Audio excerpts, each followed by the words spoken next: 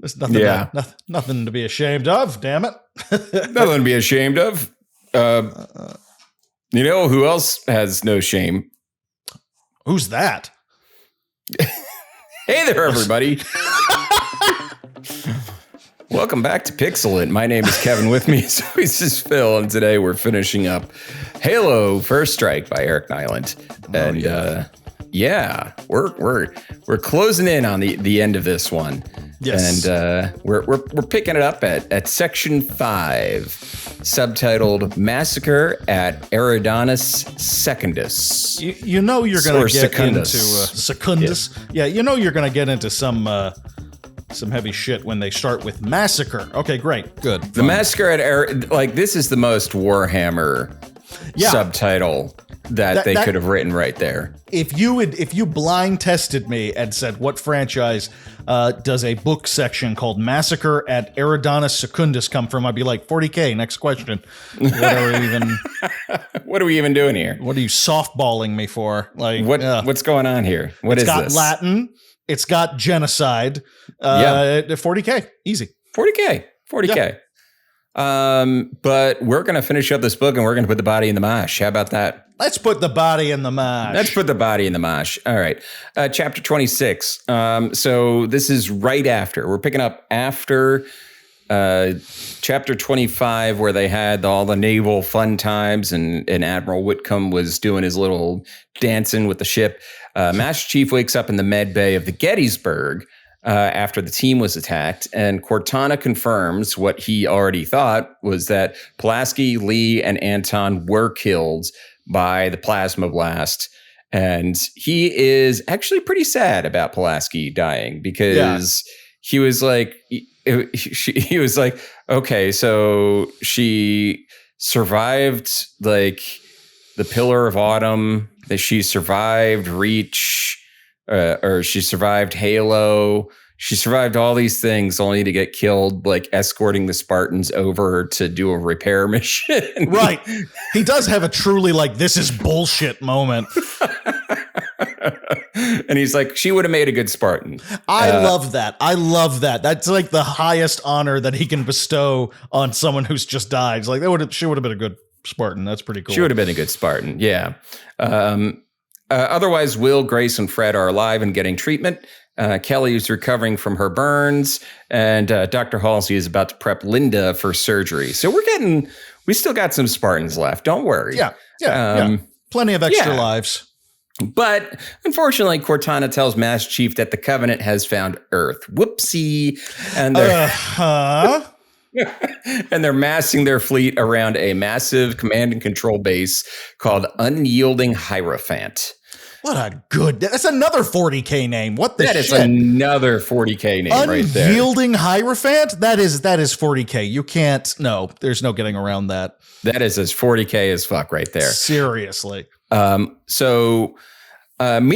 Whitcomb has this theory that the crystal that they are carrying with them allows for nearly instant teleportation through slip space.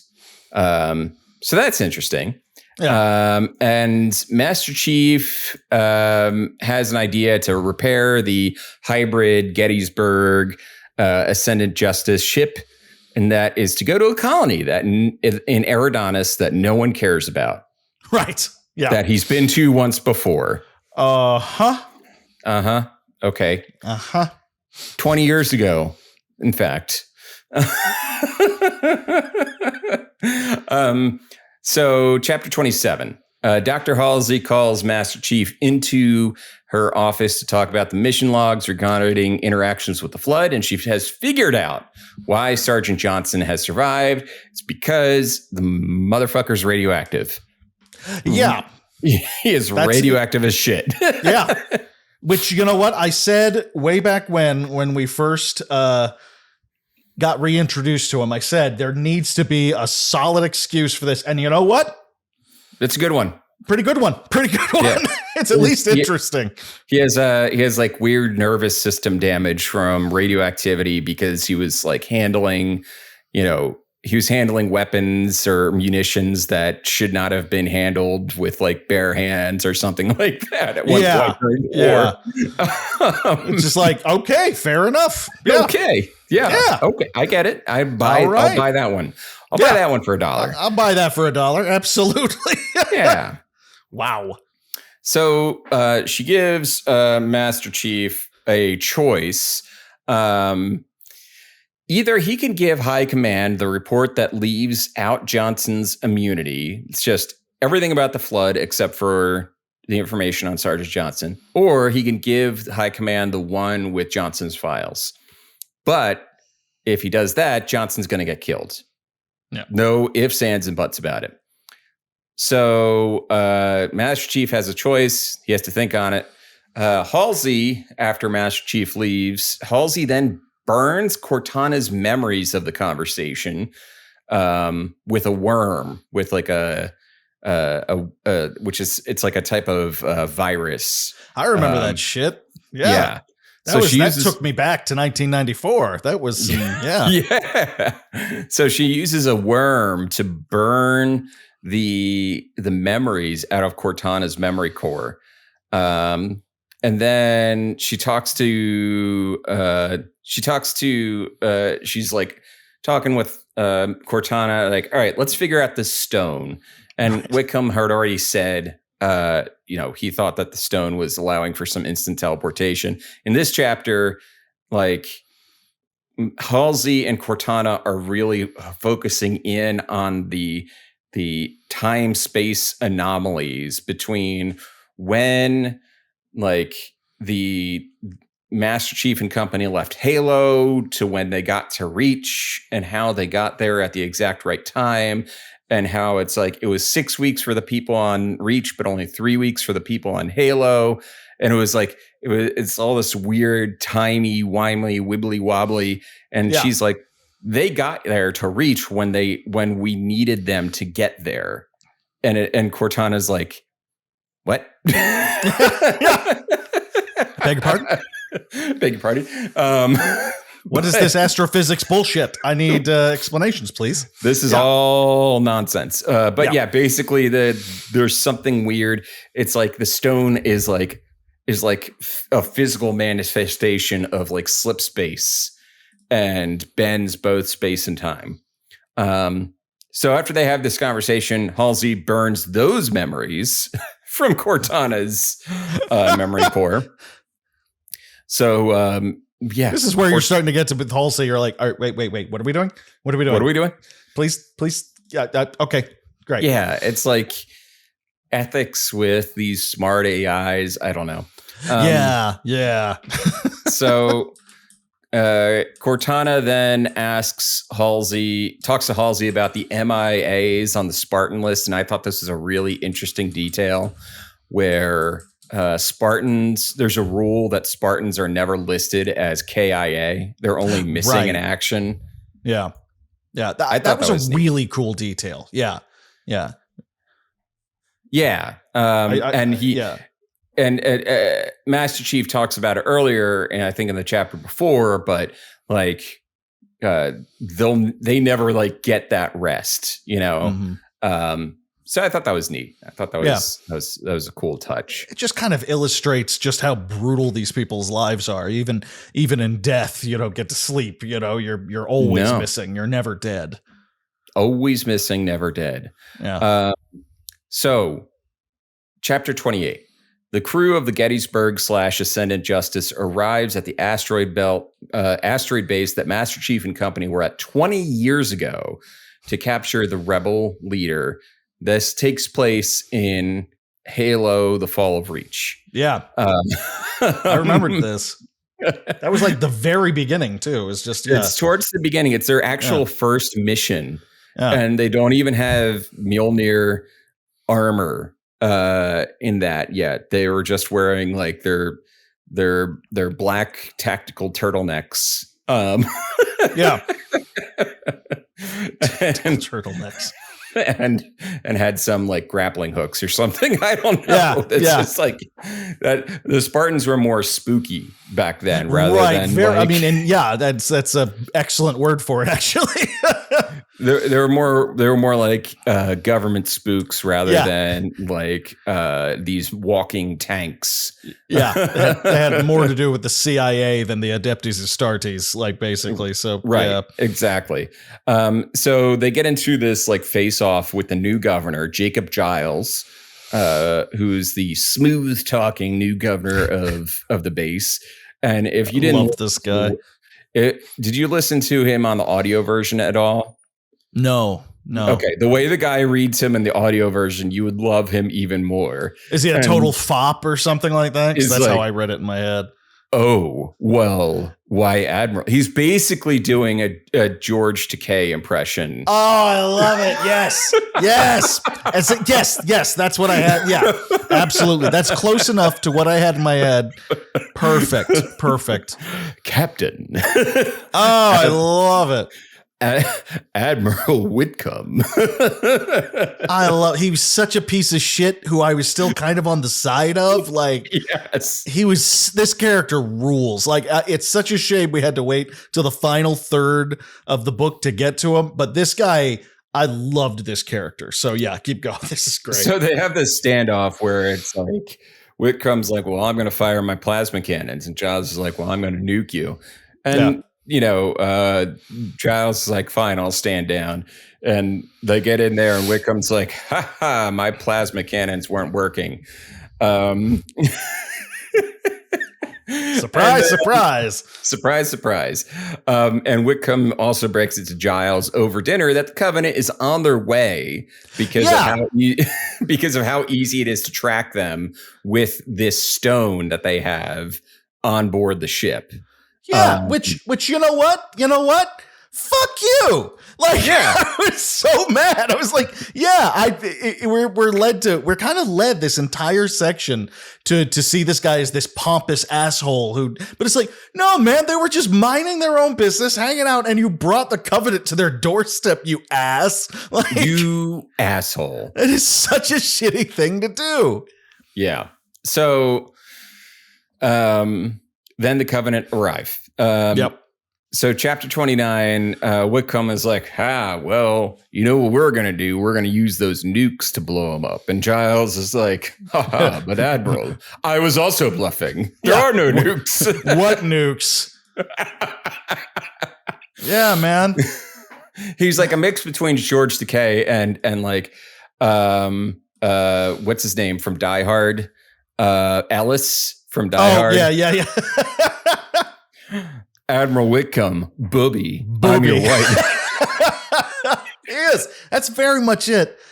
And it's just like, and I also love how much like at the end of it when he's like, yeah, man, that isn't real. We didn't actually have any of that shit. We just have like neutrino emitters up in the rocks. Yeah. And I just love it. It's just like, well, I don't know what I expected. I can't even be mad at you. Like, I can't even be mad. You're right. Sure. It's like the that scene from Arrested Development where Michael takes the bag out that says dead dove inside and he opens it up and says, I don't know what I expected. I don't know what I expected. That's exactly it. It's like, okay, yeah, you know what? Fair enough. Yeah. So the Whitcomb tries to fire on because there's one single Covenant ship at this point. Tries to fire a Covenant ship, but the plasma turret just like explodes and damages the Gettysburg. So they realize that the Mac cannon of the Gettysburg can be used in place of the plasma cannon's busted magnetic field generator to fire the plasma. And I was like, okay, this is kind of a cool, like, setting up this thing where, because the Mac cannons were the only weapon that the UNSC had that worked against the Covenant. Like, the Mac cannons obliterated, and it was like, but they didn't have a Mac cannon, but the electromagnetic generator that shot the rounds was still operational. Yeah. So Cortana uses that to do the whole shaping and of the plasma charge and all that, and shoot it out as a laser beam. I love this because it immediately took me back to the first Halo book that we read like over a year ago, and how I remember distinctly us talking about how cool the Mac cannons were, like what a great touch they were. So yeah, this is fantastic. Yeah, it's a gigantic. Oh, what's the name of what is the name of the cannon? The real world's. The magnetic. Oh crap! Hold on. We talked about this in that episode too. We talked about it too. It's like you can only put it on a boat, like, and it's like the crazy. Navy had. Yeah, it's like a Gauss rifle kind of thing. It's like magnetic accelerator. Navy accelerator. Yeah, the electromagnetic railgun cannon. Railgun. That's right. So the Mac cannon is a railgun. Absolutely ridiculous. It's too cool. Too cool. Yeah, Nylund knows his naval, because like everything Nylund writes it's not specifically a naval battle, it is a submarine battle. You know what? Yeah. Which is more along the lines of what like a battle in space would be. Is like a submarine fight. Pretty much, it's similar to naval battles, but you have more advanced stuff like stealth and that kind of thing. So yeah, it's interesting. It's very interesting. Which actually, that reminds me, it's kind of cool the way this is a tangent, but what on this show? On this show, really? God. Battlestar Galactica. Treated the capital ships as submarines, basically. Okay. So they it was the way it worked. It wasn't based on like visual contact. It was based on like a sonar radar type of contact, which is the way it works on submarines. Right. So I thought that's pretty cool. Neat. That's one of those shows that I always tell myself I really need to watch, and I never watched that show. Let me see it. Yeah, it's worth watching. It's weird, but it's worth watching. Yeah.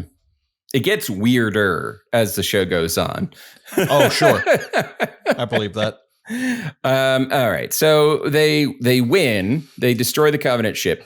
Meanwhile, the Spartans, after all that, the Spartans are catching up about old times and their injuries. They're just, showing each other their scars or something. Yeah. And the Spartans are like, what are we going to do? There's nowhere to fight the Covenant. They're going to go to Earth. And Sergeant Johnson comes in like, well, why don't we just fight them at the Elephant?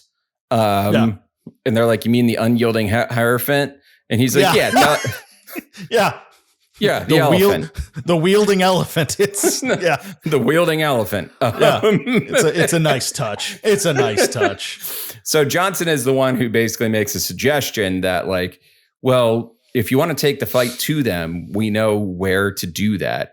Take it, go to the unyielding Hierophant and take the fight to them, because that's the only ground that you're going to be able to fight them between here and Earth. So they formulate a plan. The plan is they're going to take a drop ship, and they're going to drop out of slip space, infiltrate, and destroy the unyielding Hierophant. Yep. Chapter 30. So while all this was happening, Dr. Halsey called Kelly up to the med station to get another injection of whatever. Yeah. And the chapter 30, the injection happens to be a sedative, and she knocks Kelly right on out. She is knocked out. And she calls Locklear down to help her move Kelly. And they move her over to another ship, and she gives Locklear the space-time artifact crystal to hold onto, because you'll take care of it if it becomes an issue. She plants that seed in his head. Yeah. So, and I'm immediately like, is this guy smart enough to know what the hell she's talking about? Is he smart enough? And we'll see. We'll see. He's like, well, what do you mean? And she just like closes the door on him and launches the ship out into space. And Giles is like, Admiral Whitcomb, why is my ship being taken? Whitcomb hails Halsey, but she responds with 392, which in the UNSC is the official non-response code. Basically, Go fuck yourself. Yep. And I love to even ask. He's like, did that guy just tell me to go fuck myself? Say, pretty much. Yeah, that's pretty much what happened. He's like, 392. He's an admiral and he doesn't know the code. He's like, what's 392? I don't remember 392. Well, no one's ever had to say it to him before. And Master Chief's like, it's a official non-response code, Admiral. Yeah. And he's like, did she just tell me to go to hell? Yes, sir. Yes, sir, she did. And Press then they F to tell your admiral to go to hell. And then they slip space away. The Covenant then show up, and Whitcomb recounts the story of the Alamo to Master Chief, leaving out all the racist bits. Which, yeah. Sure. Okay. Yeah, sure. There's no time for that. There's no time. We're all going to die. I'm just going to give you the cool Texas version. Fine. I'm going to give you the Texas version. And he's Texas style. And Master Chief is like, yeah, kind of like the Battle of Thermopylae. And he's like, Whitcomb's like, yeah, but this one was Texas. Right. He pretty much does say that. It's like same thing. But everyone died at Thermopylae. I'm like, oh, cool. Awesome. The civilians were left alone. Yeah. Anyway, what I'm saying is we're going to jump into slip space now and leave these people on the asteroid to die. And leave them to die. These people that who did not ask for us to show up, like who we have been treating like assholes since we showed up. We're just gonna leave them to die. And his little bit of like, he's just like, well, the Covenant would have found them eventually, and they would have died eventually. Go fuck yourself! Oh my god! It's like the Covenant hasn't found them yet. I don't think the Covenant was gonna find them. If the Covenant shows up at my door after I've been hiding, and they're like, it's time to die, I'd be like, well, we did our best, you know. But if like you and your buddies show up and say, by the way, the Covenant's on its way because of us, I think I've got more than a little reason to be a tiny bit pissed off. Like, yeah. I don't care how pompous and shitty this guy is, and he is. I'm still on his side. I'm still on his side in this situation. What a shitty move. Such a shitty move. So anyway, what happens next is... Meanwhile, Locklear is loading up equipment. He's like, I'm Locklear and I'm loading equipment. And he's like, that, yeah. And he's putting stuff onto dollies and things like that. And he notices that they're jumping into slip space. And he's like, oh shit. And then he like looks at the crystal and be like, well, I'm not dying for no crystal. I'm going to destroy this thing. And pretty much. He puts explosive foam over the crystal and tries to blow it up, except it kills him. It destroys the crystal, but he dies. That's a wrap on Locklear. That's it. He's dead. Yeah. And now the shards of it are just lost in slip space, and people think that this was Halsey's intention. That's like why specifically she gave it to Locklear. Because like she figured when the going got tough, he'd be cool with just acing himself and the crystal at the same time, which it worked. If that was, I don't think he was cool with acing himself. He just didn't know how big of an explosion. Yeah. That's, you know what? Fair enough. Fair enough. The little crystal would generate, you know? Yeah, that's a good point. And I love that they treat it, they're like his accident. He had a little accident. He's vaporized. There's nothing left of him. There's a shadow. Nothing left but a shadow. And it's not a great shadow. It's not a great shadow. Yeah, just that's it. That's all. The dick's out. Yeah, it's not a great dick. It's flopping. Just a mess. It was just side profile, and he had his pants off for some reason. He thought it looked good. It's kind of like the guy who sent you the dick pic, and he's taking it from the bottom up, so you got the gut in the background. It's just, I don't have any experience with that sort of thing, but it does happen. It happens, yeah. Yeah. Can we move on to the next part of the book, Kevin? So anyway, Master Chief pitches the mission to the Admiral, and the Admiral denies, like, no, you're not doing that. And then Cortana's like, but wait a minute, what if I made a copy of myself to go with them? Then they could hack into the Covenant ship. And the Admiral's like, yeah, fine, fuck it. Whatever. Whatever. The Spartans then reinforce a drop ship in order to safely make the transition slip space from slip space to normal space. Master Chief gives Haverson the crystal with the data information that will kill Sergeant Johnson to take back to Earth because he thinks sacrificing one person for billions is better than letting billions die. Fine. I wonder if this is the start of a miniature character arc. We'll see. Yeah, I don't know. Maybe. Chapter 32. The Spartans do their thing and they get jumbled and tumbled out of slip space, but arrive where they need to be. And then they see that there's like 500 Covenant warships around the unyielding Hierophant. Like, and they're I see. Oh, this would be over before it began if they took this to Earth. Pretty much. They kit up. We get some gear porn. Good gear porn too, as I recall. Good gear porn, yeah. Mm-hmm. And we get some descriptions of the Hierophant. It's like the way it was described, it reminds me of those like retro futuristic space stations where it's kind of like a ring or something like that. And it's like spinning and it has like prongs and other ships are like docked all over it. Yeah. That's kind of the way the Hierophant, I think, is supposed to look. Chapter 33. They board the Hierophant and Cortana patches into the system. And she says, yes, there's a reactor. And if we destroy it, it will cause a chain reaction, just like a Death Star. You know, it'll cause a chain reaction and it'll blow the whole damn thing up. Yep. But the reactor's computer systems are isolated to the reactor room area. So they need to get in. They need to get inside to do the trick. The next part I thought was hilarious because it says, Master Chief checks his mission time, and it says they've been walking for 11 hours in one direction. Right. Yeah. Huh. And then I thought about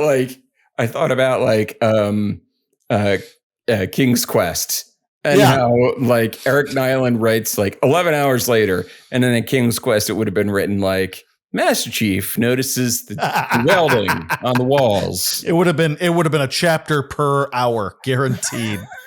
Guaranteed. So they walk 11 hours in one direction, but they run into a dead end that is not on the blueprints. They would have to go through this like courtyard area, this spherical courtyard area in the middle of the ship, the station, in order to get to where they need to go. So they're like, all right, we're going in, but there's a little cover in there. And Linda is going to cover them from the rooftop. And they cut across. And as Master Chief gets into one of the buildings, he has an encounter with a brute. And this is the first encounter with a brute in, I think, the Halo stories. Because we hadn't seen brutes yet. Yeah. We hadn't seen brutes yet. This is the first one, and I think they were introduced in Halo 2 as an enemy type.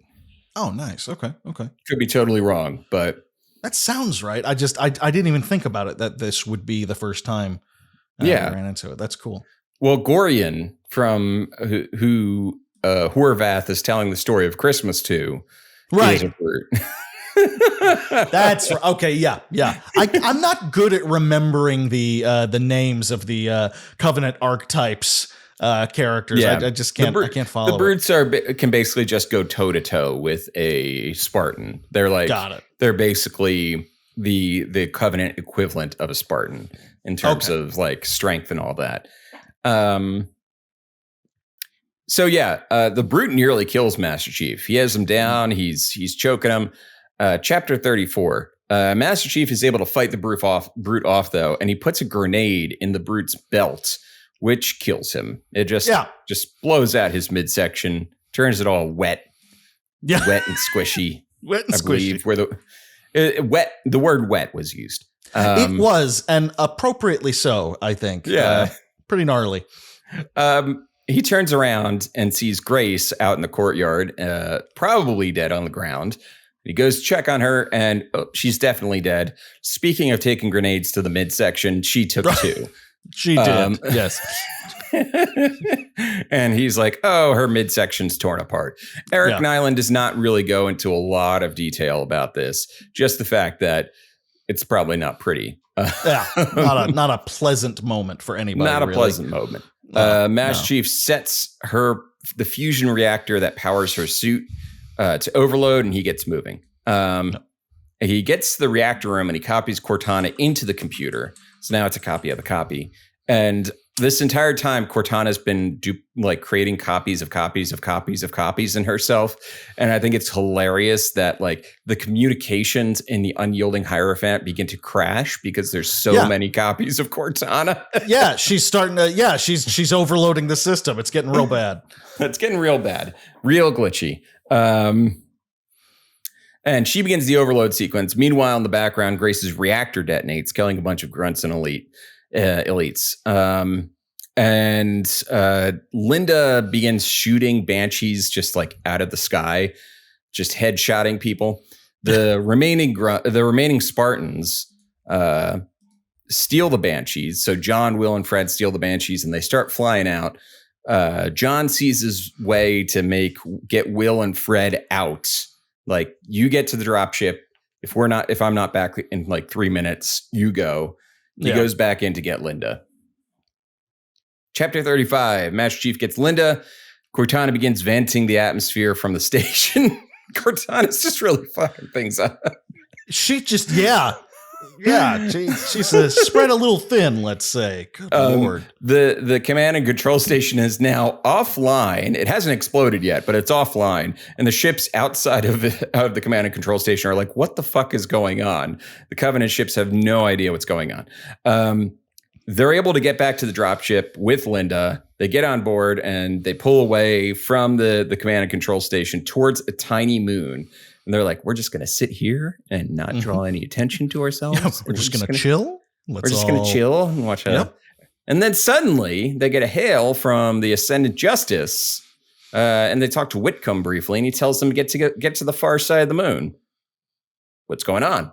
So when they get there, they see the Gettysburg, but only the Gettysburg. The Ascendant Justice is nowhere to be seen. Chapter 36, on board the Gettysburg. And this is the final chapter of the book. It gets pretty. It's a really neat ending. On board the Gettysburg, the Spartans get the plan revealed to them. Haverson and Whitcomb are on the Ascendant Justice and piloting it toward the center of the fleet, towards the command and control station. They crash the Ascendant Justice into the unyielding Hierophant and open a channel to the Covenant. Whitcomb opens the channel to the Covenant with like a hologram of the crystal. And he's like, come and get it, boys. Yeah.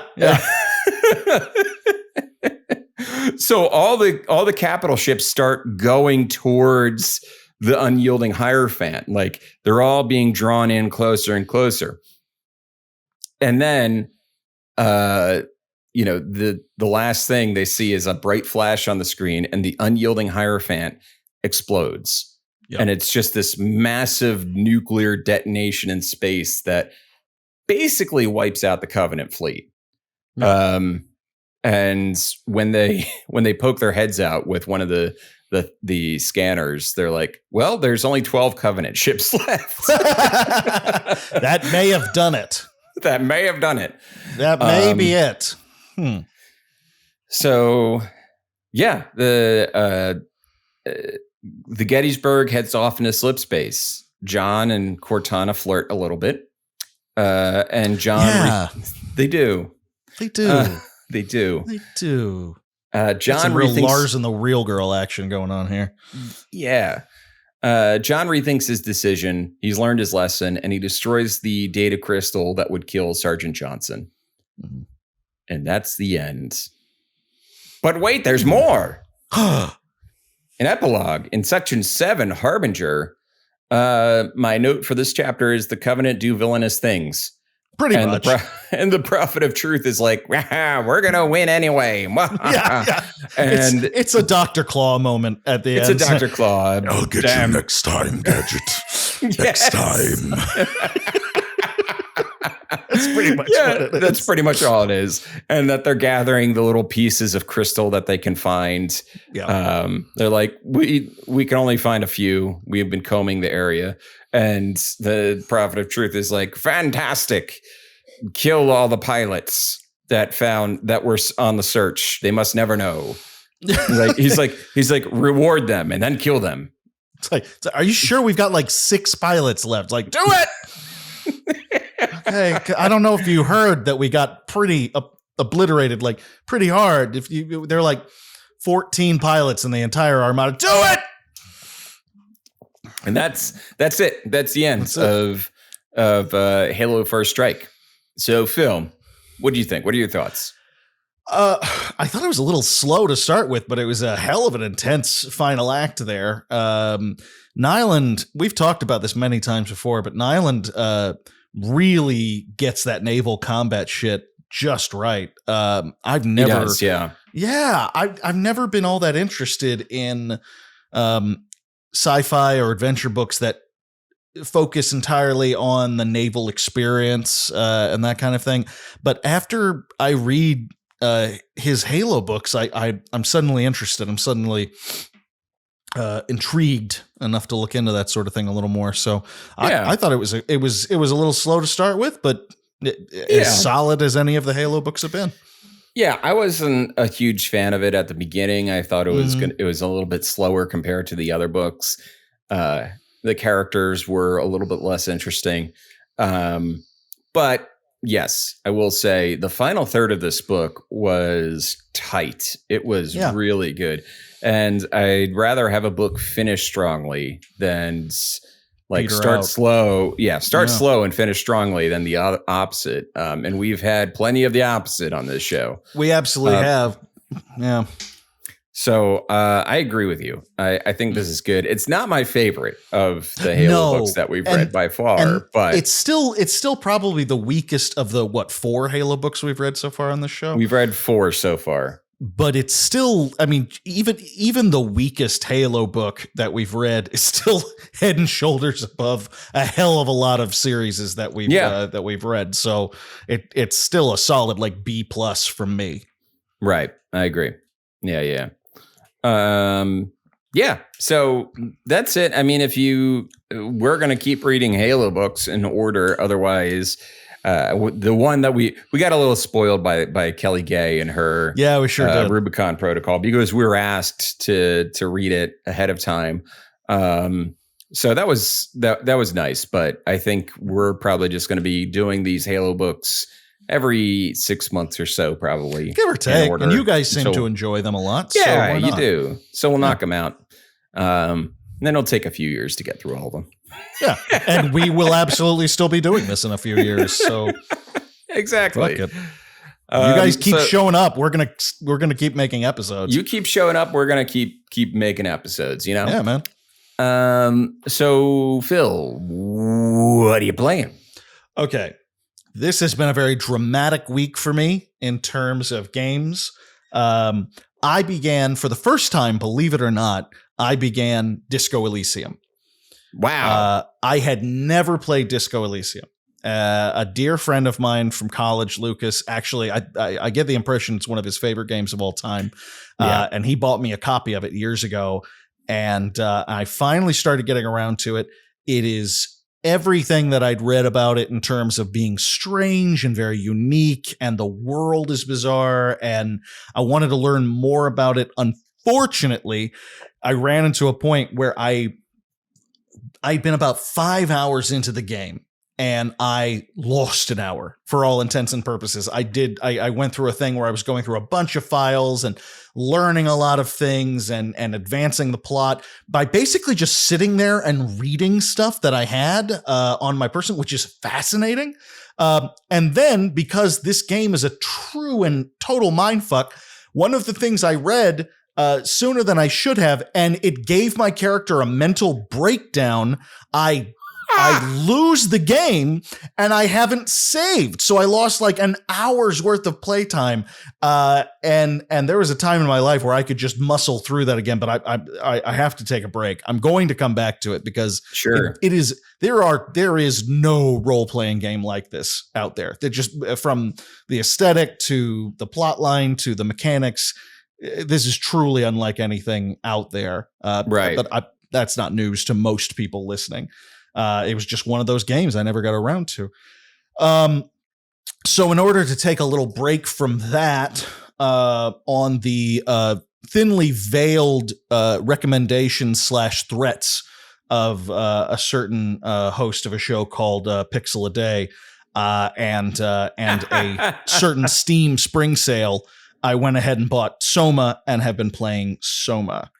I thought you had already played Soma. That was another one. That was another blind spot for me because Amnesia and the frictional games things, those were games that I only got around to in the past year and a half or so. Right. And this to me, I'm only about an hour and a half, maybe 2 hours into Soma, and having played the original Amnesia last year and then the sequel, this is the proper progression of that style of game. Machine for Pigs was not the proper progression of Amnesia. Sure. Soma is. It takes all the good shit from Amnesia and upgrades it, gives it a new sci-fi horror coat of paint. The story is way more compelling, and I thought Amnesia's story was pretty compelling. I'm really enjoying it. And for those of you who don't know, I actually was a voice on Pixel a Day's recent video about Soma, which I highly recommend. Great not just video because I'm in it. Her work is just fantastic. It's always a delight. So being able to be on it was an honor. And then I got a very specific itch. I got a very specific old school old man game itch. I used to play the Shining Force games. Oh, like I love those games. Job. Oh, they're so good. Absolutely. And the one I played the most was the one that was released for Game Gear, Shining Force, The Sword of Haja. I remember. I had that one too, yeah. So, yeah, and I played the shit on many a road trip. I beat that game over and over again. And I said, how can I play that game? And then I remembered years ago, I bought it for maybe $4 on my 3DS, which I haven't charged or turned on in 5-6 years. Yeah, a very long time. And so I literally found it, dusted it off, charged it overnight, turned it on, flipped open the cover, and it opened up to Shining Force Sword of Haja, because that, of course, was what I was playing last time that I had my 3DS on. So while me and my wife watch movies in the evening after dinner, she plays Tetris on her phone, and I'm playing Shining Force Sword of Haja. That's and amazing. Kevin, just a delightful game. It's glorious. It's still so good. And the other night we were hanging out. I see a munchkin. There she is.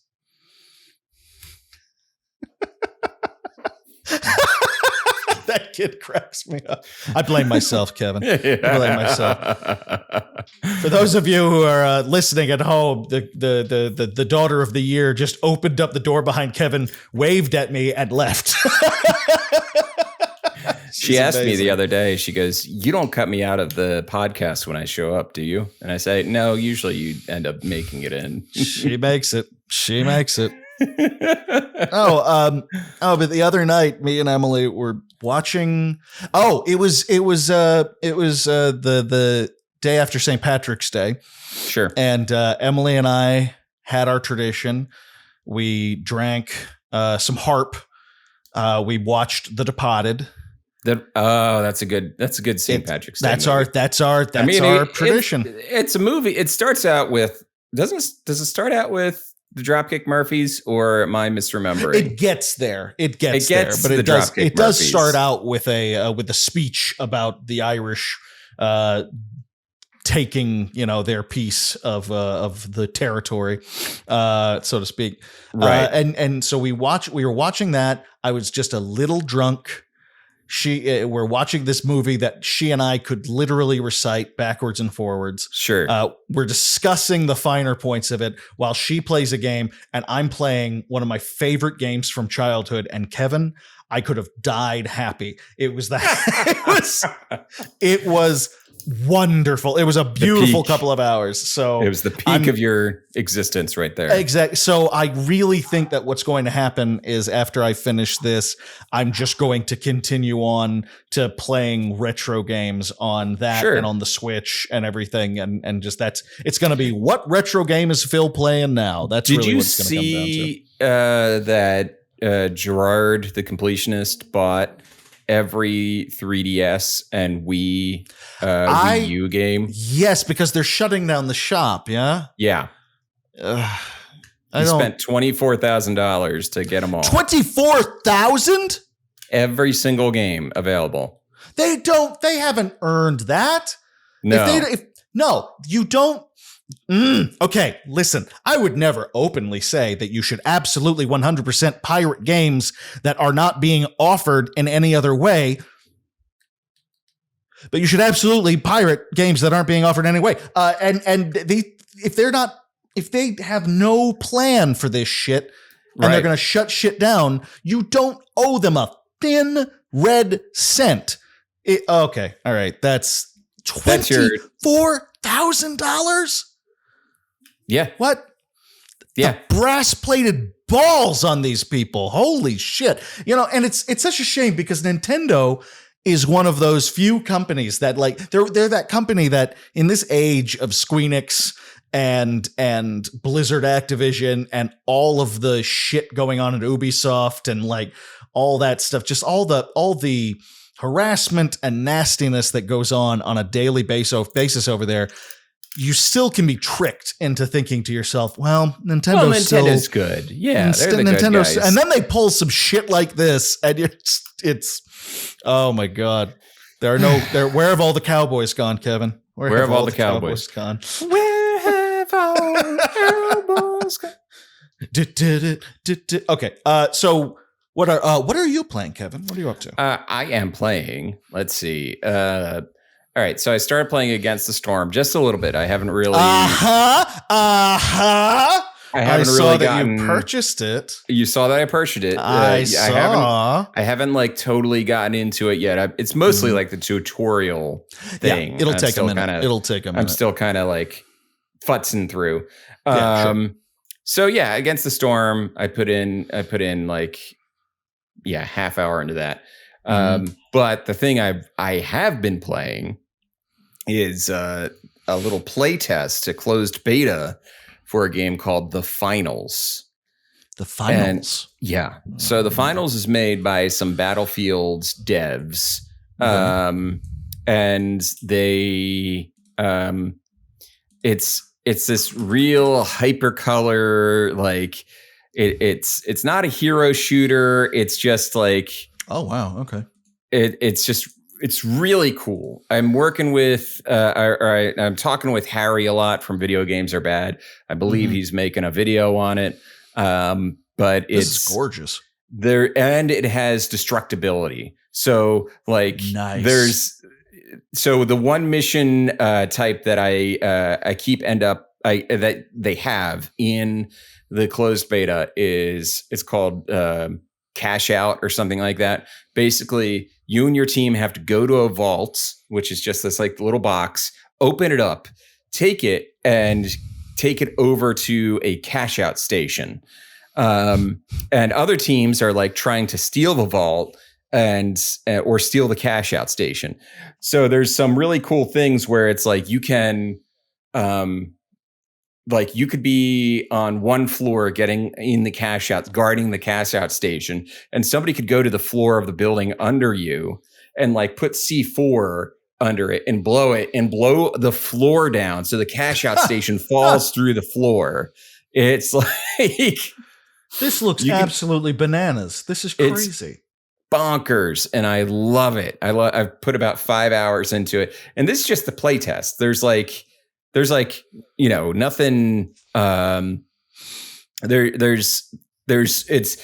There's only like a few options for like styling your character in the game so far, and there's only one play mode, and still I put 5 hours into it, and it's just wow. It's just so much fun. And you said this isn't like a hero shooter. Do you design your own characters or what? Yeah, you design your own character. There's 3 archetypes for the characters. There's light, medium, and heavy.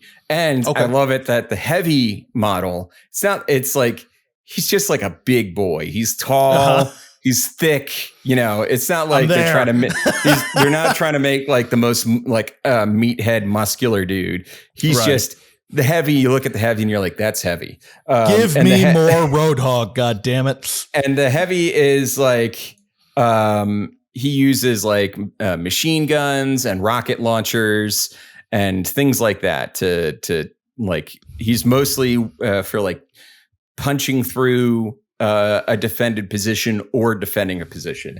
And then you have like medium, which is like balanced and also can kind of like heal and things like that. And then light is for the infiltration. Like the one of the powers of a light build is that they can turn invisible. But that's the thing is like there's multiple powers that you can choose. So you can really customize, like tweak your build to be the way you want it to be. Cool. And there's multiple weapons for each one as well. So like the heavy has like the machine gun, has the flamethrower, has a 6-round or 6-chamber grenade launcher, I believe as well. Just a lot of cool stuff. So yeah, I've been playing the finals this week. Also playing, I just restarted playing Control. Okay. That's kind of you return to that one on a fairly regular basis, I find. This is the first time I've really come back to it. Really? But I played, okay. The first time I played it for a long time. Okay, that's what I'm thinking. And now I have it on my Steam Deck, and I'm really, back into it, and I'm probably going to play through it again. So yeah, Control, and what else? That's about it. That's about it for what I've been playing. That's pretty solid. Yeah, good stuff. But that'll do it for tonight's episode. If you can, please subscribe to us, follow us on Twitter and Instagram, subscribe to us on YouTube, go over to our website, subscribe to our newsletter, and there you can also join our Discord, which has been seeing some new life, some new folks joining recently. Yeah. And it's a good old time. So it's awesome to see everybody coming in. It's really cool. Yeah. And please rate us 5 stars on Apple and Spotify. It really does help. But that'll do it for tonight's episode. Thank you so much for listening, and have a good night, everybody. Bye.